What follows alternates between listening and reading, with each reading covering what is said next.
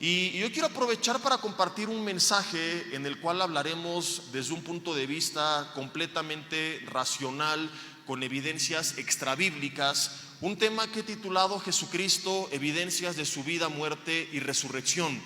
Voy a compartir hoy la primera parte y el jueves, que tengo el estudio en línea de Romanos cada semana a las 8 de la noche por Facebook, voy a hacer también una pausa y voy a compartir la segunda parte para que aquellos que quieran seguir aprendiendo se conecten o vean después el mensaje que se queda grabado el jueves a las 8 de la noche. Esto porque mucha gente piensa que Jesús es un invento de Roma. Seguramente has escuchado, has leído que hay personas que dicen que Jesús ni siquiera existió y que Roma, para tratar de manipular a la humanidad a través de la religión, en el 312 inventa el cristianismo y a la persona de Jesús. Algo totalmente descabellado, no solamente desde un punto de vista bíblico, sino histórico. Y algunos un poquito más cuerdos, entre comillas, porque también es descabellado como lo veremos, pero no tan fumados como este primer grupo de personas, reconocen que Jesús existió. Algo que, dicho sea de paso, están de acuerdo todos los historiadores seculares serios, y esto incluye aún a los historiadores ateos. Algunos de ellos dicen: yo no creo que Jesús haya sido Dios entre nosotros, no creo en su resurrección, pero no puedo negar desde un punto de vista histórico que es un personaje que en realidad pisó esta tierra hace 2000 años.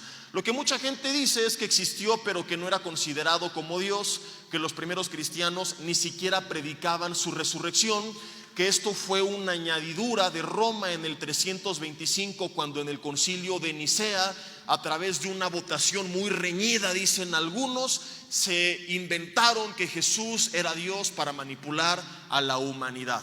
La Biblia nos manda en Judas 1:22 que aquellos que tienen dudas, nosotros hagamos lo posible por convencerlos.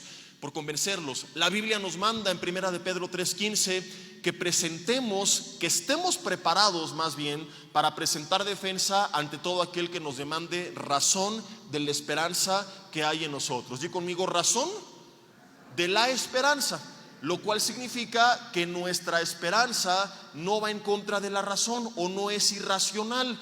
La fe, por ahí alguien dijo un día, es ciega. Entonces mucha gente piensa que esto es creer en Dios, decir: pues tomé la decisión, no sé ni por qué, ni me consta, ni estoy seguro, la verdad quién sabe, quizá no lo sé, pero bueno, pues es que la fe es ciega, hermano. No, esto no es algo bíblico. La Biblia dice que la fe es la certeza de lo que se espera, la convicción de lo que no se ve. Es estar seguro, completamente convencido de que lo que creemos que está por venir, vendrá, que lo que la Biblia dice que ocurrió, ocurrió, y que lo que no vemos en el mundo espiritual, que la Biblia dice que existe, en verdad existe. Y cuando alguien quiere evidencias, Dios no está peleado con presentárselas. Es verdad que Jesús le dijo a Tomás: bienaventurados aquellos que creyeron sin ver, pero también vemos en la Biblia ejemplos de personas que cuando pidieron alguna respuesta, Dios se las dio. Juan Bautista, por ejemplo,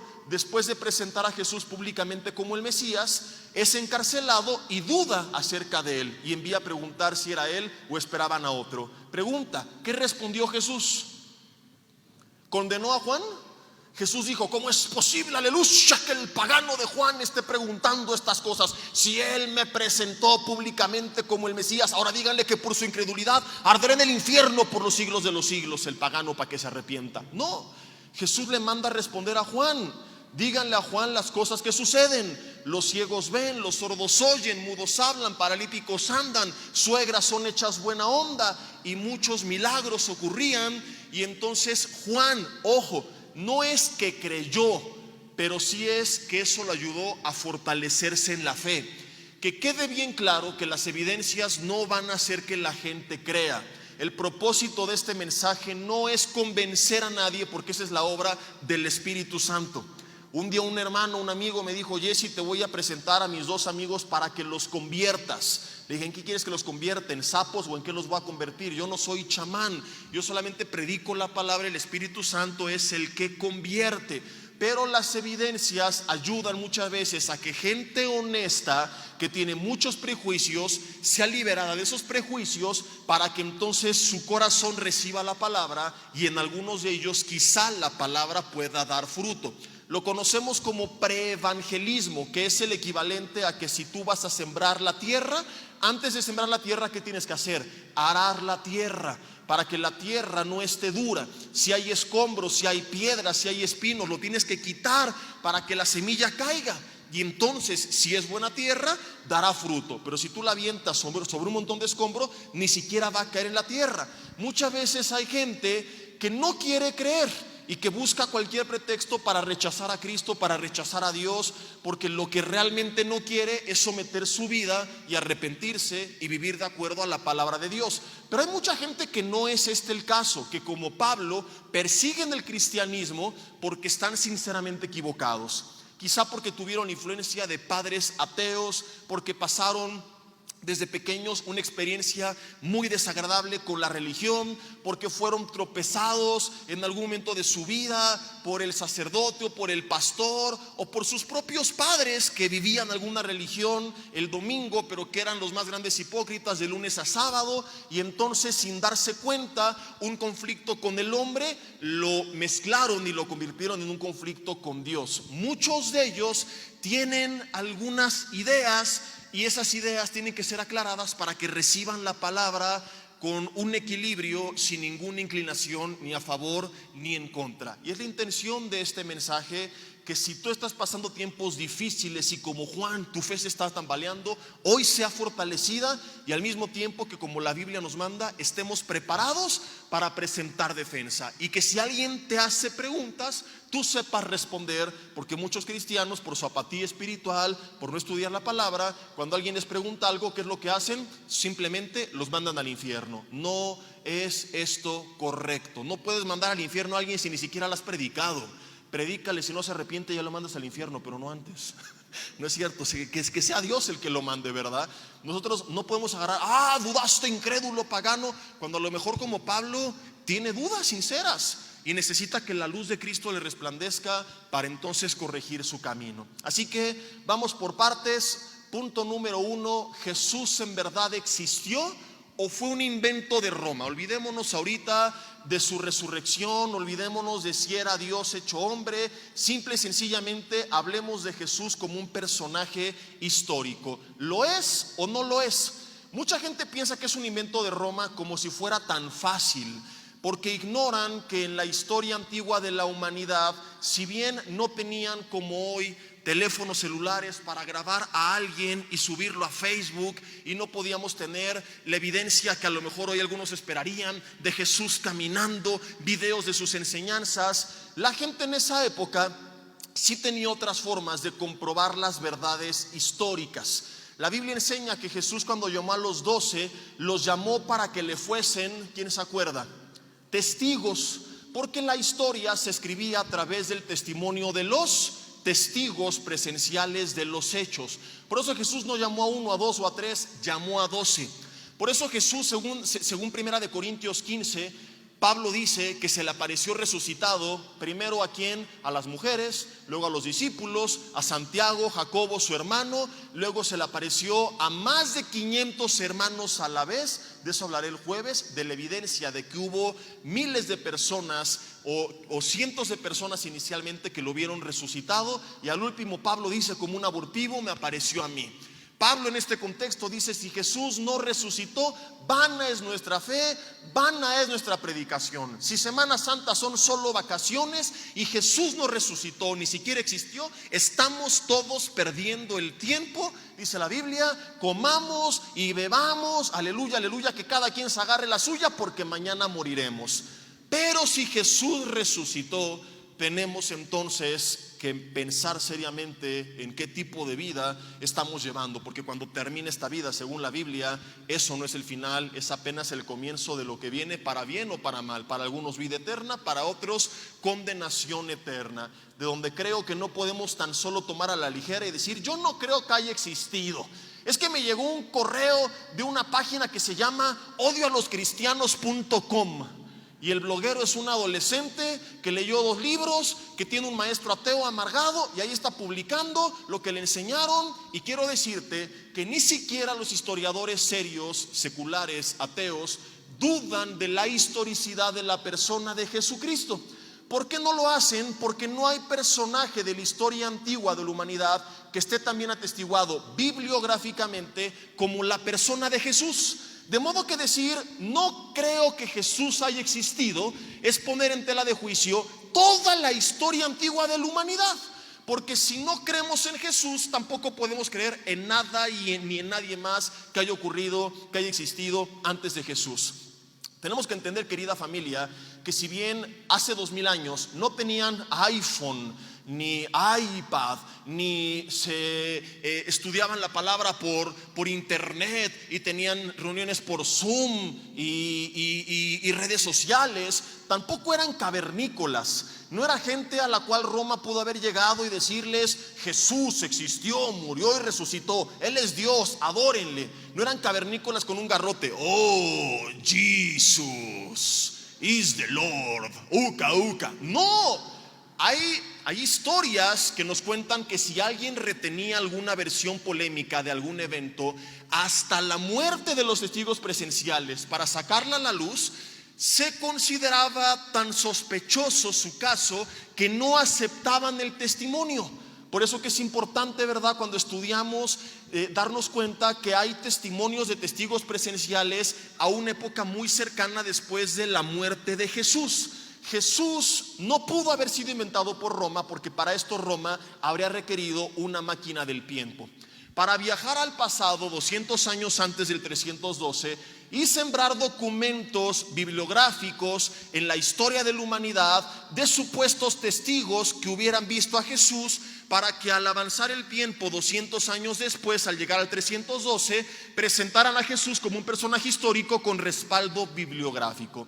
Porque resulta que no solamente tenemos las Biblias que leemos en nuestras casas, sino que hay 200 años antes de que Roma adoptara el cristianismo, al día de hoy, bibliográficamente, 3 tipos de evidencias que confirman la historicidad de Jesús. 1, manuscritos de la Biblia que nos presentan a Jesús tal cual hoy la Biblia nos los presenta.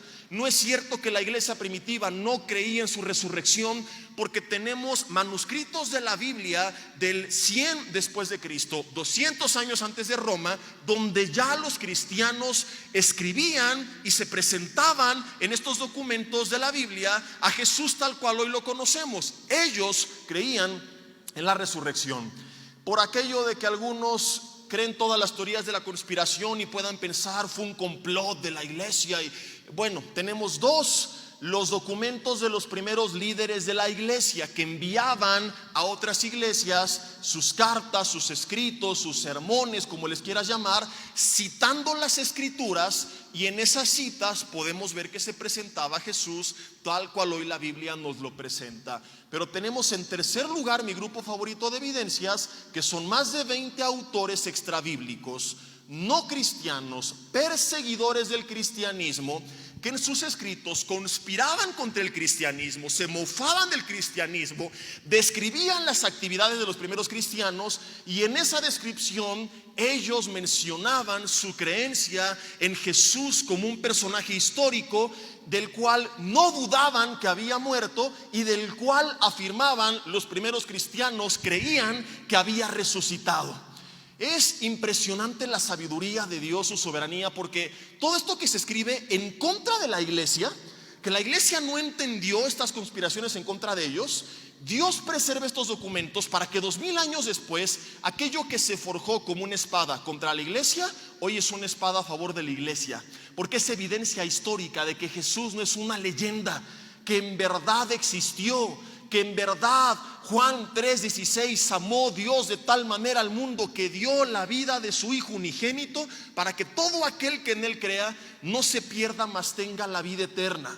De igual forma, cuando algo se escribe en contra tuya, descansa en la verdad de que los que aman a Dios, todas las cosas les ayudan para bien, y siéntate a descansar y esperar en Dios y ver cómo aquello que se trató en contra tuya, que complotearon, que conspiraron contra ti, Dios lo encaminó a tu favor.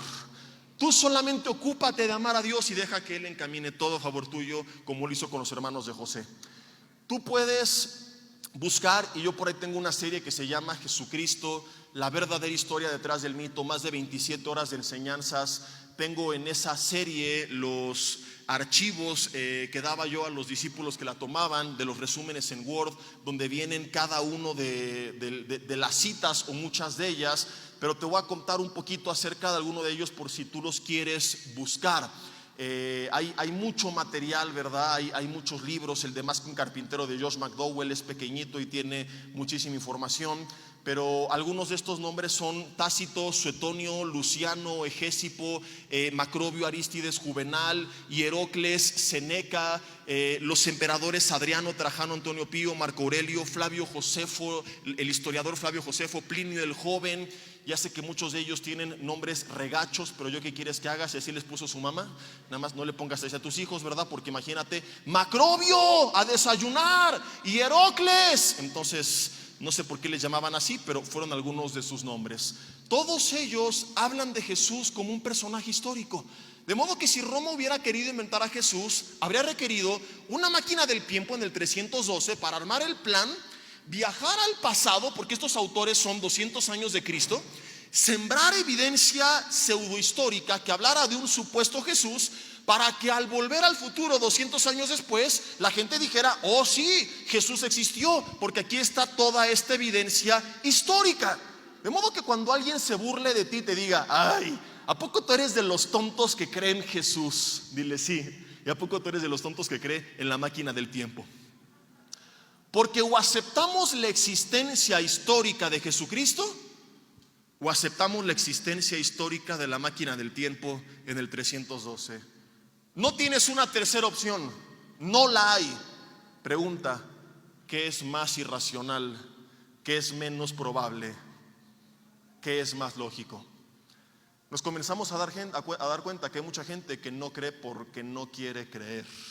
Su problema no es falta de evidencias. Jesús levantó muertos y lo crucificaron, no porque no vieron, sino porque no oyeron, cerraron sus oídos.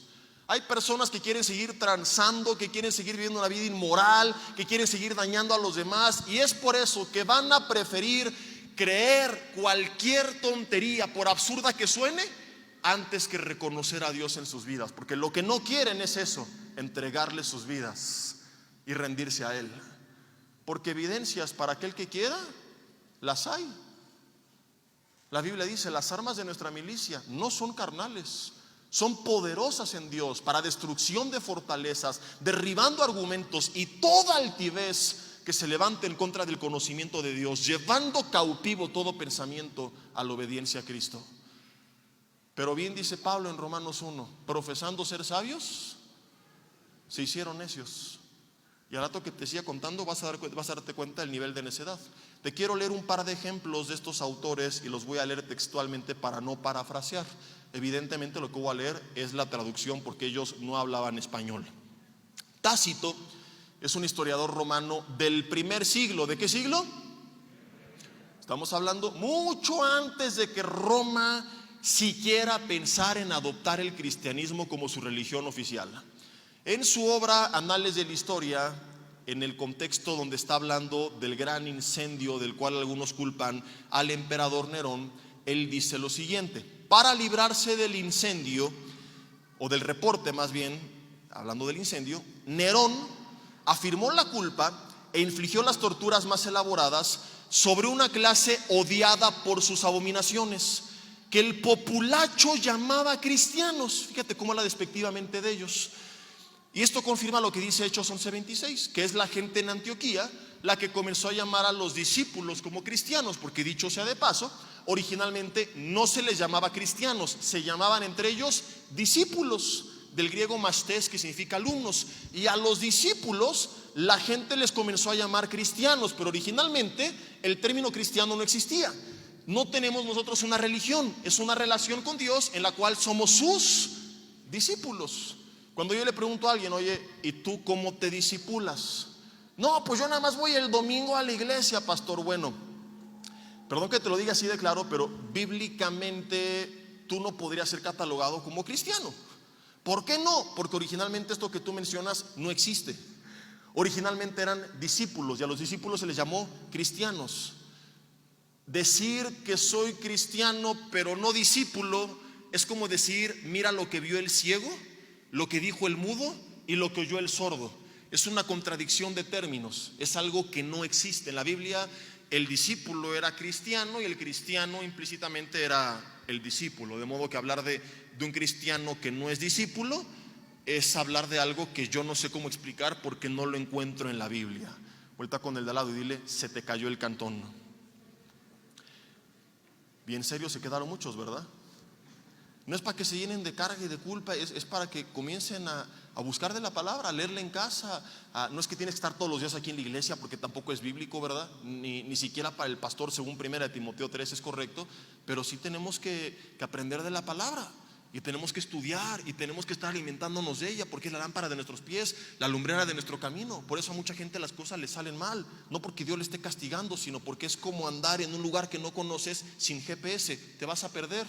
Es un mundo difícil y sin la luz de la palabra tomaremos decisiones incorrectas. Volviendo a la cita de Tácito, hablando de Nerón, dice: Cristo, el originador del nombre. Fíjate cómo habla de él como un personaje histórico.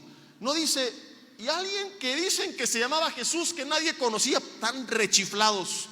Cristo, el originador del nombre, sufrió la pena capital, afirma este hombre, durante el reinado de Tiberio en mano de uno de sus procuradores. Y adivina quién menciona, tal cual la Biblia lo hace: Poncio Pilato. Surgió así una superstición muy engañosa. Así hablaban de la resurrección, predicada así por el momento, no solo en Judea, la primer fuente del mal. Habla de esta predicación como algo negativo, sino aún en Roma, donde todas las cosas espantosas y vergonzosas de todas partes del mundo encuentran su centro y se vuelven populares. Él menciona lo que Jesús enseñó en Hechos capítulo 1: prediquen en Jerusalén, Judea, Samaria y hasta lo último de la tierra. Y la historia secular extrabíblica cuenta que la Biblia llegó a Roma, y de Roma, capital del mundo, llegó a todo el mundo. Luciano, que es un escritor griego del siglo II, que tiene algunas obras sarcásticas criticando al cristianismo, dice en La muerte del peregrino, en Death of Peregrine, lo siguiente. Se le cita y menciona a Luciano: los cristianos adoran a un hombre hasta el día de hoy. Es el distinguido, dice él sarcásticamente, personaje que introdujo estos nuevos ritos y que fue crucificado. Estas criaturas equivocadas comienzan con la convicción general de que son inmortales, lo cual explica el desprecio por la muerte y la autodevoción voluntaria que es común entre ellos. Su legislador original impuso sobre ellos que todos son hermanos desde el momento que se convierten. Niegan a los dioses de Grecia, adoran al sabio crucificado y viven de acuerdo a sus leyes. Concluye Luciano diciendo que todo esto lo tomaban ellos por fe, con el resultado que despreciaban por igual las cosas terrenales, que las consideraban meramente como propiedad común. El doctor Norman Geisler hace una lista de todos los eventos que podríamos conocer si no existiera la Biblia acerca de la vida de Jesús, y solamente con los escritos griegos, judíos y samaritanos y romanos del primer siglo, escúchame, podríamos reconstruir toda la vida de Jesús. Si se perdieran todas las Biblias del mundo y todos los manuscritos de la Biblia, si bien quizá no recuperaríamos todas sus enseñanzas, podríamos recapitular toda su vida solamente con literatura extrabíblica del primer siglo. De modo que decir, no creo que Jesús haya existido, es decir, no creo en nada. Jesús, número uno, existió. Hazle como quieras, no se puede negar. Que no aceptes que sea Dios, que no creas en su resurrección, ahorita lo hablamos. Pero creo que todos creyentes, aún musulmanes, judíos, dicen: no creo en él como el Mesías, pero reconocen que fue un maestro y dicen ellos un gran profeta. Pero decir no existió es absurdo. ¿Cómo va a decir un judío no existió si caminó en su tierra durante 33 años? Y con tanta evidencia histórica, ellos reconocen. Ahora, no creen que es el Mesías esperado por sus temas, pero tampoco dicen es un invento de un grupo de locos. ¿Quién es? No, nadie en su sano juicio negaría la existencia histórica de Jesús. Y los historiadores serios, escucha esto, inclusive reconocen que sus discípulos estaban convencidos de que Jesús había resucitado. ¿Por qué el historiador está tan convencido? Porque él dice, ok, número uno, hay evidencia histórica de su existencia. Número dos, como lo veremos, hay evidencia histórica del martirio que sufrió un grupo de seguidores por seguir a Jesús. Concluyen los historiadores, si esta gente dio su vida por él y no ganaba nada, como lo veremos, es porque esta gente tuvo que haber estado convencida de que resucitó. Esto no lo niega la gente seria, pero ellos dicen, es lo que ellos creían, pero no resucitó. ¿Por qué no creen que resucitó? Porque implica creer en un hecho sobrenatural y aceptar a Dios en sus vidas, como te lo decía. Entonces, lo que hacen ellos es buscar teorías alternas a la resurrección para explicar por qué los discípulos, si Jesús no resucitó, creían que había resucitado. Cuando tú escuchas estas teorías desde un punto de vista neutral, imparcial, supongamos que tú estás en una isla y te están contando por primera vez de estos eventos y tú tienes que dar tu veredicto, te darías cuenta que cualquier otra justificación para explicar por qué ellos creían en la resurrección, que no sea la resurrección, no tiene pies ni cabeza. Te resumo las tres menos descabelladas, y si así están las más cuerdas, imagínate cómo estarán las demás. Número uno, la teoría de la alucinación. ¿La han oído o no? No dije que se han alucinado, dije que se han oído de la teoría de la alucinación, ¿verdad? Porque algunas voltearon a ver al marido. Sí. Todos los discípulos alucinaron con ver a Jesús resucitado al mismo tiempo. Estos más de 500 de los que habla Pablo en 1 Corintios 15 existieron, pero no es que lo vieron, alucinaron. Gente que estudia la conducta humana, el pensamiento humano, el cerebro humano, concluye que no puede haber alucinaciones grupales al mismo tiempo en el mismo lugar, que las puede tener cada quien de forma independiente en diferentes momentos, pero no pudieron decir todos, 1, 2, 3, alucinemos. ¿Ya lo viste, brother? Resucitó, ¿verdad? No se puede. Cientos de personas no pudieron haber tenido a la vez la misma alucinación, de modo que para aceptar la teoría de la alucinación, según los estudiosos de la mente humana, se requiere estar alucinado. La segunda es la del intercambio. Camino al monte de la crucifixión, Jesús se cambió con Judas, y al que mataron fue a Judas y nadie se dio cuenta. 3 días después Jesús sale de su escondite fingiendo estar resucitado y se los chamaqueó a todos. Después de haber pasado uno de los procesos de tortura más, ¿cómo le podemos llamar? Más crueles que ha conocido la historia de la humanidad, de tener la cara desfigurada, se intercambia con un Judas intacto y nadie lo vio. Ni aunque hubieran sido gemelos, esto tendría sentido. Pero no había nada en común entre ellos dos, se intercambian, uno todo ensangrentado frente a la vista de la multitud y nadie se dio cuenta. Y al que mataron fue a Judas y nadie se dio cuenta. ¿Tiene estos sentidos? Seamos honestos. Y la tercera, que es la que más aceptan, yo le llamé la teoría del Superman, porque concluyo que si no era Jesús, era Superman. Pero un hombre común y corriente no pudo haber sido. Esta teoría dice que Jesús sí pasó el proceso de crucifixión, pero que no se murió, que quedó malherido y a los 3 días fingió haber resucitado. Los médicos que han estudiado desde un punto de vista clínico, como el doctor Meterel, el proceso de la crucifixión, que eran, en resumidas cuentas, 39 latigazos en la parte posterior, en la espalda, con un látigo que tenía bolas de metal, tiras de cuero y huesos afilados para que al hacer ¡pras! Se incrustar en la espalda de la víctima y al jalar desgarraras de tal forma que, según Eusebio, historiador secular no cristiano, las entrañas de las víctimas muchas veces quedaban a la vista de todos. Le traspasaban con una corona de espinos de 8 a 10 centímetros aproximadamente todo el cráneo. Cargaba la parte transversal de la cruz sobre sus hombros, caminando hasta el lugar de la crucifixión. Le traspasaban con clavos las manos a la altura de la muñeca. No creas que es aquí a la palma de la mano, como el Cristo de Iztapalapa, que le ponen un alfiler y está chillando.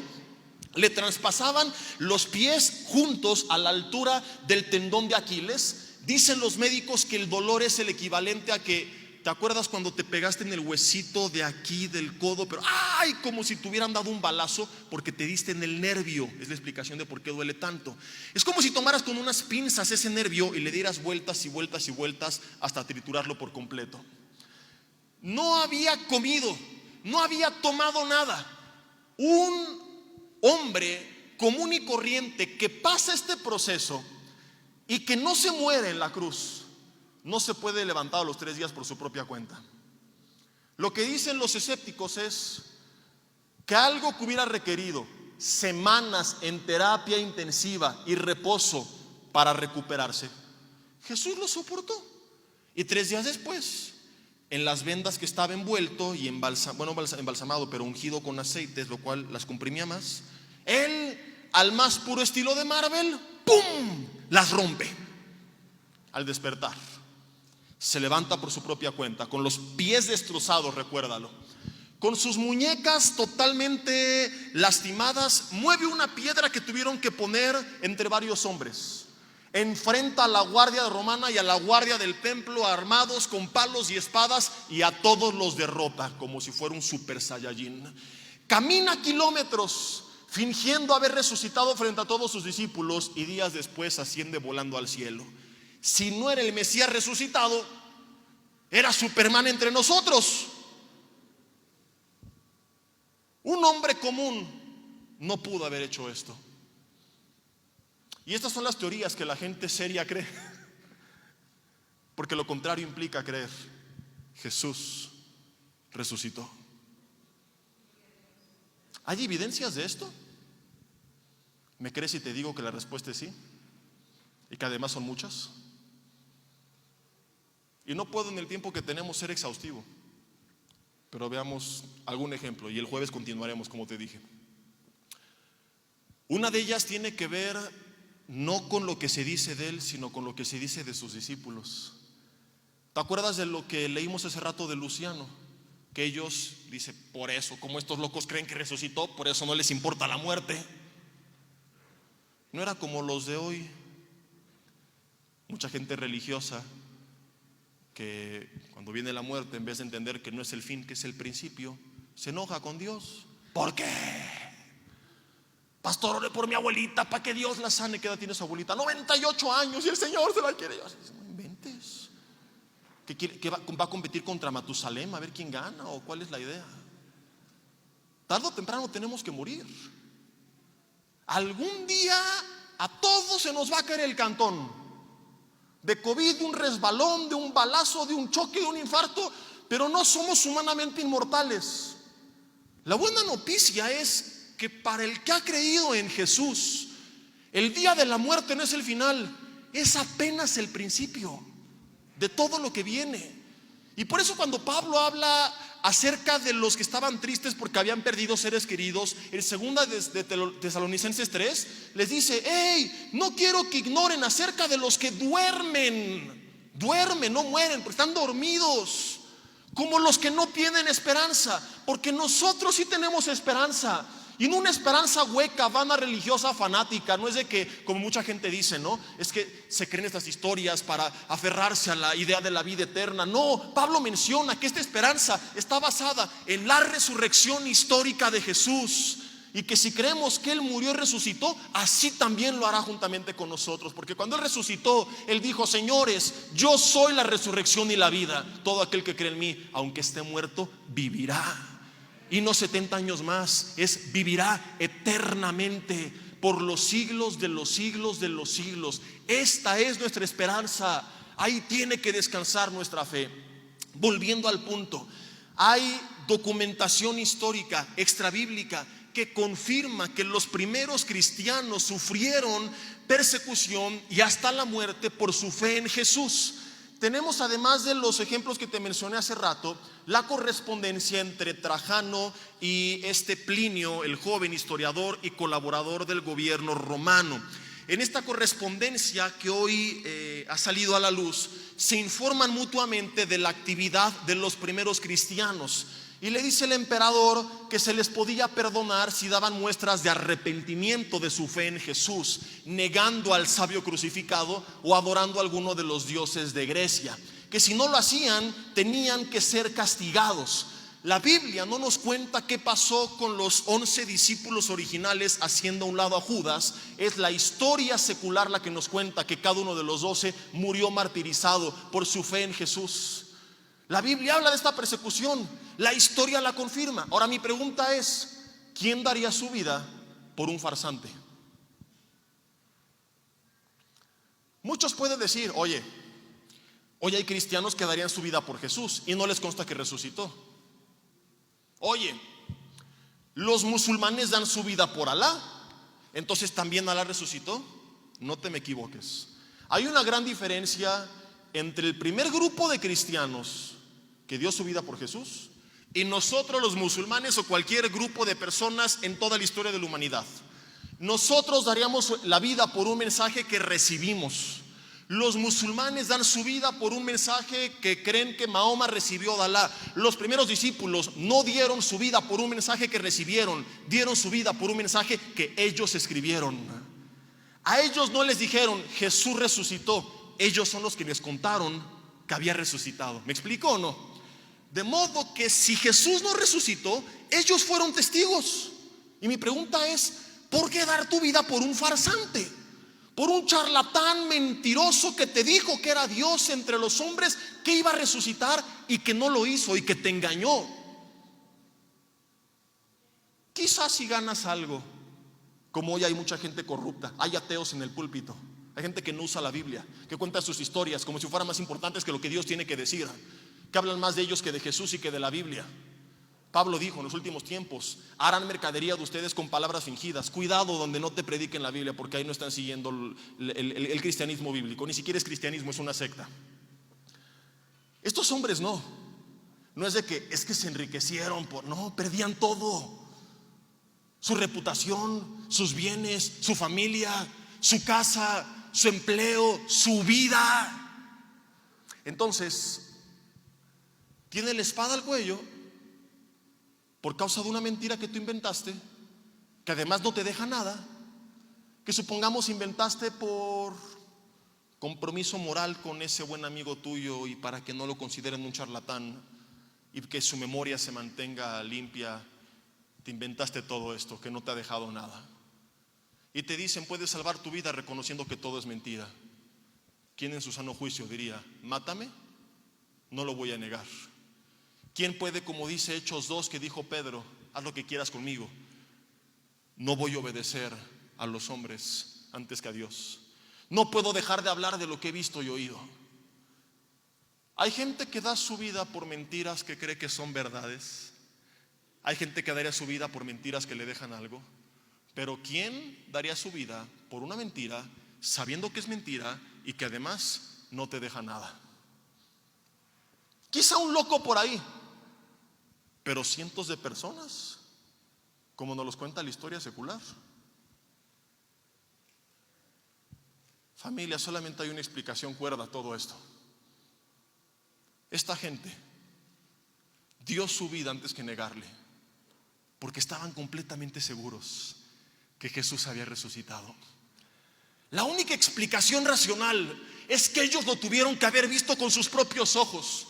Y dijeron, este hombre venció a la muerte y al pecado, por eso no me importa que me quites la vida, porque sé que tengo la certeza de la vida eterna, no por una promesa hueca, sino porque me consta que Jesús resucitó.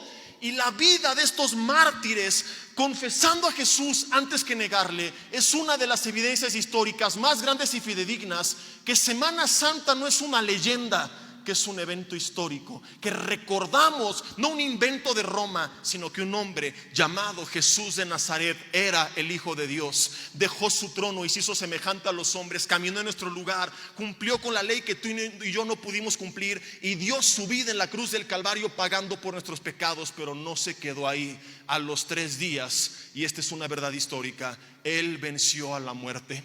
Él se levantó de entre los muertos. Jesús resucitó. Jesús venció a la muerte y al pecado y nos dijo, todo aquel que cree en mí, aunque esté muerto, vivirá.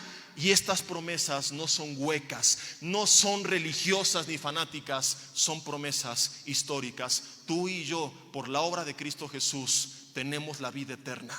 No tenemos la menor duda de que así es, de que la muerte no es el fin, es apenas el comienzo de todo lo que viene. No tenemos mucho tiempo por el aviso que di, pero quiero contarte una más. Y es un descubrimiento arqueológico interesantísimo que se llevó a cabo en 1878, que se le conoce como el Enlosado de Nazaret. Es un decreto de Claudio, no el que le hacía, oye hijo, ese es el gallo Claudio, sino el emperador romano que gobernó del 41 al 54 después de Cristo. Este decreto decía que ninguna tumba tenía que ser husmeada ni los cadáveres removidos del lugar, lo cual es totalmente comprensible. ¿Qué tiene que andar la gente husmeando tumbas? La pregunta es, ¿por qué imponer una serie de multas y hasta amenazar con la pena capital a quien husmee dentro de las tumbas? A fin de cuentas, pues están husmeando entre los muertos. ¿Qué más le van a hacer al muerto si ya se murió? Ni modo que lo vuelvan a matar. Solamente la prensa mexicana cree que esto puede suceder, no solo por todas las cosas corruptas que suceden y porque hasta los muertos votan en las elecciones, sino porque un día me llamó mucho la atención algo que leí en un diario de México. Dices, Dios mío, con el editor no terminó ni maternal, decía el texto. Hallan el cadáver de un difunto fallecido que se murió porque lo mataron. Dije, ¿cuántas veces se murió este hombre? 5 veces lo mataron. El cadáver de un difunto fallecido que se murió porque lo mataron. ¿Y de veras está muerto? Bueno, ¿por qué este edicto?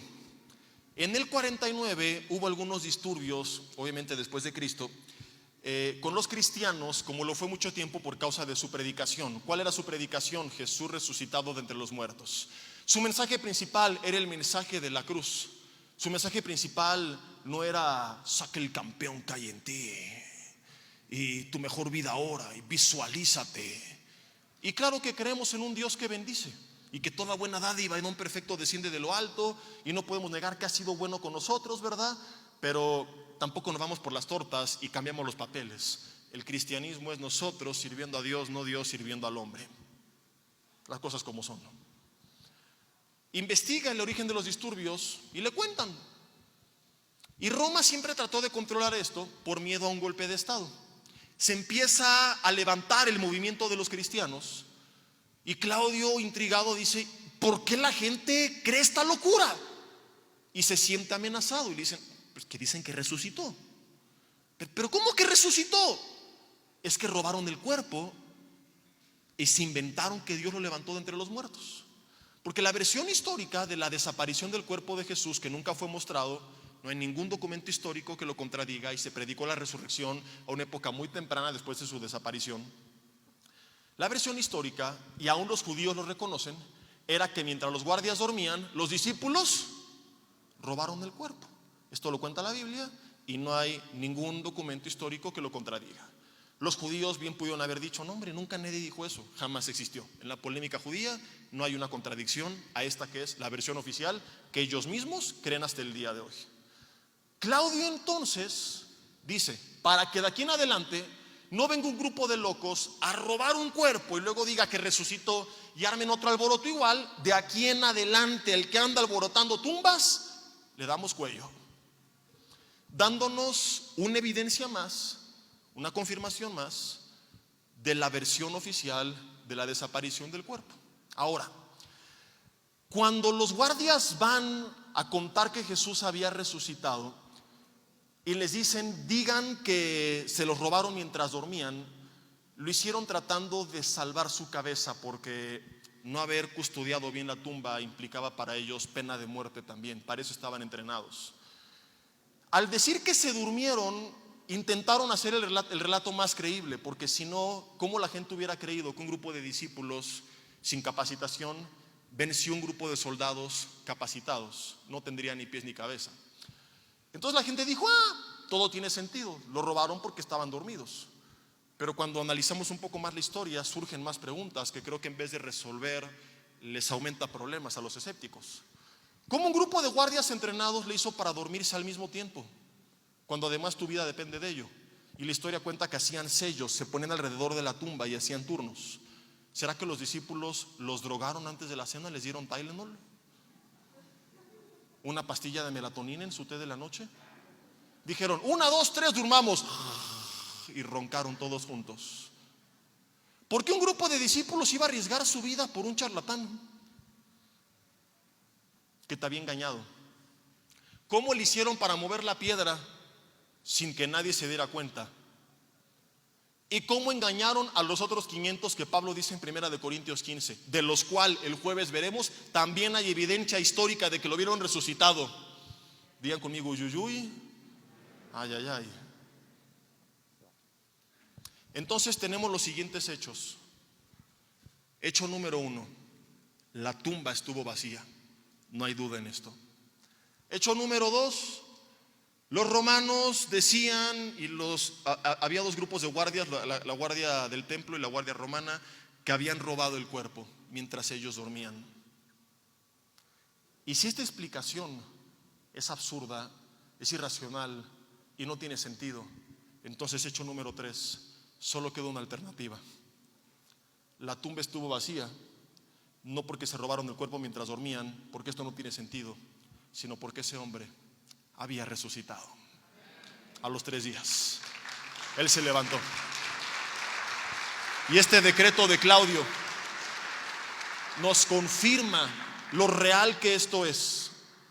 Les contaré el jueves de la transformación que hubo en Pablo, que hubo en Jacobo, hermano de Jesús, que según la historia secular no creía en él, de una comunidad judía grandísima que fue impactada, y veremos cómo un carpintero de Nazaret trajo en ellos el cambio que por siglos no logró ningún imperio.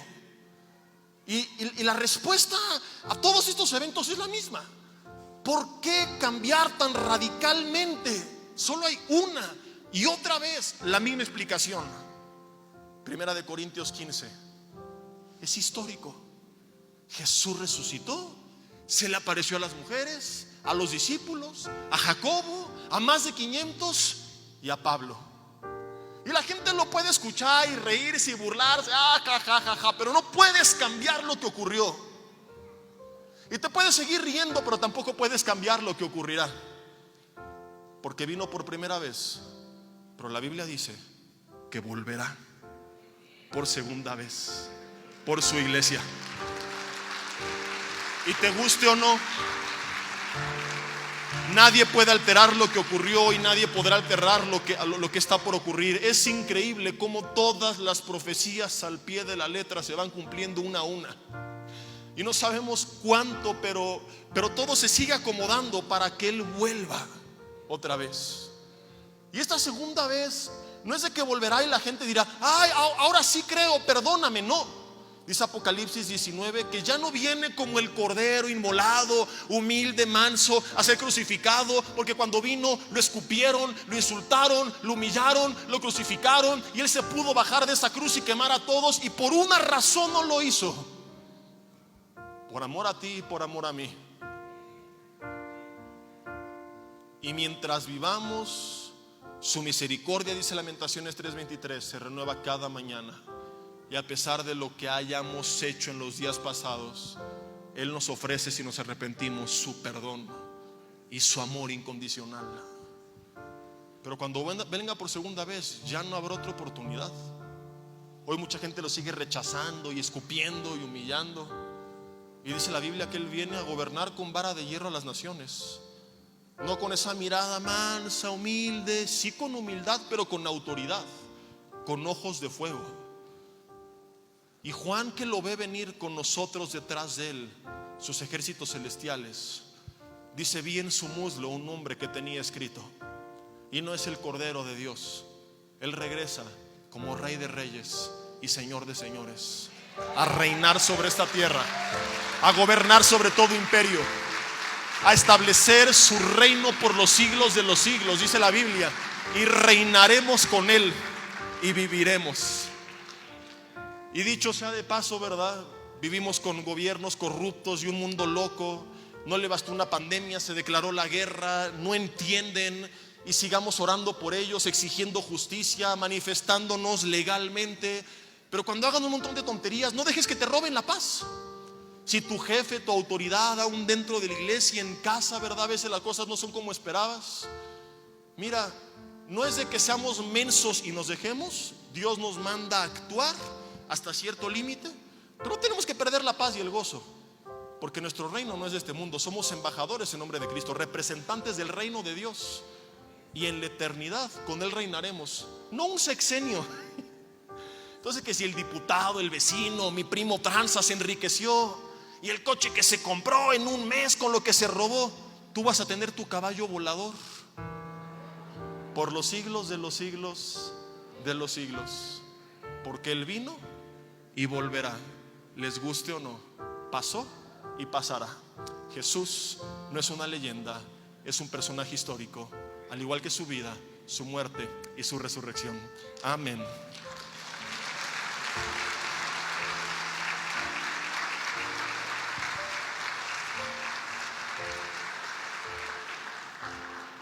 Dile conmigo ahí en tu lugar: Dios, te doy gracias por lo que nos has enseñado en esta tarde, por lo que hemos recordado, porque quizá hay cosas que ya sabíamos y se vuelve tan común creerlo que nos olvidamos de meditarlo y de concientizarlo y vivir a la luz de la eternidad.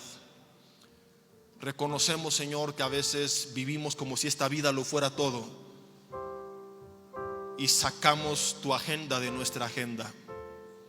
Dile: Dios, perdóname y enséñame a vivir como embajador en nombre de Cristo, como representante tuyo que soy en la tierra. Enséñame a darte gloria, a anunciarte. Señor, trae un despertar en nuestros corazones, que no haya más cristianos de la secreta, avergonzados de su fe. Que se levante un grupo de leones, Señor, a declarar que Cristo vive y a confesar que Él es el Señor. La Biblia dice que aquel día toda rodilla se doblará y toda lengua confesará que Jesucristo es el Señor, para gloria de Dios Padre. Y para algunos ese día será muy tarde, pero hoy que no lo es, ponlos en nuestro camino, Señor, y despiértanos para despertarlos. Señor, dile: perdóname si vivía con pena, con vergüenza ante las burlas, las críticas. Hoy me queda clarísimo que el que está loco es el mundo, que el que está viviendo de forma enferma, irracional, es aquel que insiste en rechazarte. Yo no lo quiero hacer más. Yo hoy te quiero confesar como mi Señor y mi Salvador. Creo en ti, Jesús, en tu muerte y en tu resurrección, y te pido que con ese sacrificio que llevaste a cabo en la cruz del Calvario, hoy me perdones y me limpies de todos mis pecados. Ven a reinar en mi vida. Establece tu reino en mi vida, en mis pensamientos, en mis palabras. Sé mi Dios, mi Señor, mi Salvador, mi Padre y mi amigo. Te necesito y ya no quiero vivir lejos de ti. Gracias por esta oportunidad que me das. Gracias porque a los que creen en ti, dice Juan 1:12, tú les das el derecho de ser llamados hijos de Dios. Y hoy salgo de aquí con la certeza de que tengo, por la obra histórica de Jesús en la cruz, el regalo de la vida eterna. Amén y amén. Gracias. Vida Nueva para el Mundo se sostiene y propaga el mensaje de salvación de Jesucristo gracias a Dios y a tus donativos. Llevemos juntos el Evangelio de Jesucristo al mundo entero. Realizamos eventos, seminarios, congresos y diferentes programas para dar a conocer el mensaje de salvación y el poder de nuestro Señor, transformando y edificando vidas de mujeres, hombres, niños alrededor del mundo. ¿Qué pasa cuando decides hacer tu donativo? Aunque no puedas llevar la palabra personalmente a todo el mundo, de esta forma lo estás haciendo. Con tus donativos o aportaciones, estás sembrando y formando parte de lo que Dios está haciendo en su obra. Estás ayudando a traer luz a la oscuridad, paz al conflicto y esperanza a los que no tienen ninguna. Dona desde México.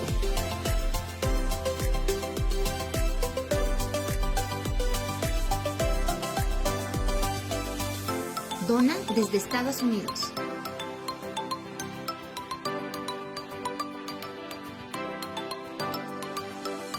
Para el resto de donaciones de otras partes del mundo, www.vidanuevaparaelmundo.org.mx/dona. Estamos estamos cumpliendo la gran comisión. Por tanto, vayan y hagan discípulos a todas las naciones, bautizándolos en el nombre del Padre, del Hijo y del Espíritu Santo, enseñándoles que guarden todas las cosas que les he mandado.